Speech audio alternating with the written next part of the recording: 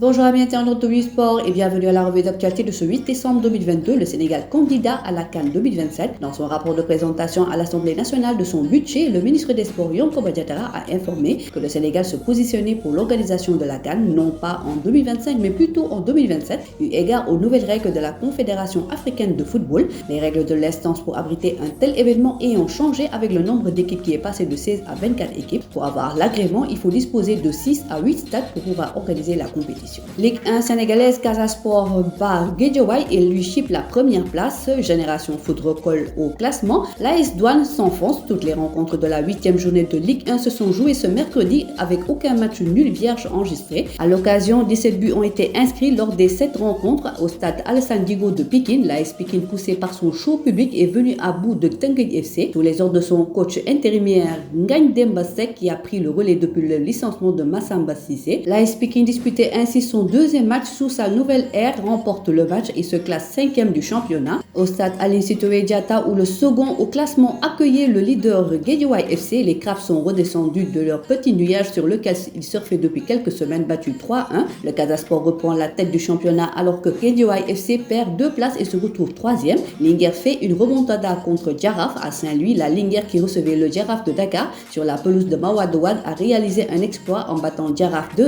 Avec cette deuxième défaite de rang, Jaraaf est relégué à la 7e place alors que Linguère grimpe à la 11e place. Premier relégable avant de défier l'US Gorée en marge de cette 8e journée de Ligue 1, l'AS Douanes n'avance plus. Avec aucune victoire enregistrée lors des 5 derniers matchs, les Guabelous ont encore perdu hier face à l'US Gorée 1-0 et il reste plus que jamais premier relégable avec 13 places, tandis que Gorée s'éloigne de la zone rouge avec une 8e place. Adeni Biramdao, Génération Foot qui accueillait Seneps Excellence, dernier du championnat, a confirmé sa suprématie sur l'équipe thiessoise. Malgré un début de saison compliqué avec seulement 2 victoires en 7 journées avant ce match, les Grenats ont enregistré une deuxième victoire consécutive contre Seneps après avoir battu l'AS Douanes lors de la précédente journée. Génération Foot remonte à la 4e place, Seneps toujours dernier. De son côté, Dakar Sacré-Cœur a aussi enchaîné avec un deuxième succès de rang après s'être défait de Jaraaf il y a quelques jours. Le club académicien s'est en effet offert le scalp de Stade de Mbour sur une petite marche de 1-0. Réduit à 10 à la 79e minute, les hommes de Hassan Fall ont tenu bon pour empocher leur 3e victoire après 8 journées disputées. DSC est pour le moment 10e. Djambar met fin à l'invincibilité de Sonacos, seule équipe invaincue avant cette 8e journée. Sonacos a perdu ce mercredi à l'occasion de son déplacement à Fodéouane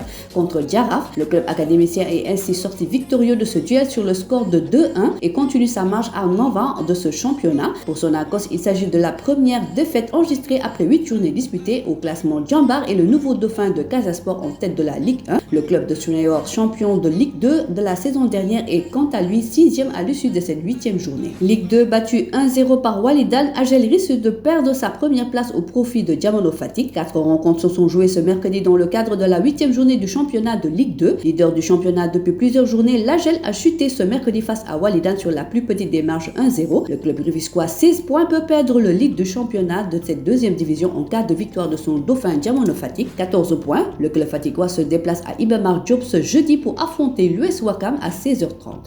3e Amitié FC s'est défait du club du port autonome de Dakar sur le score de 2-1.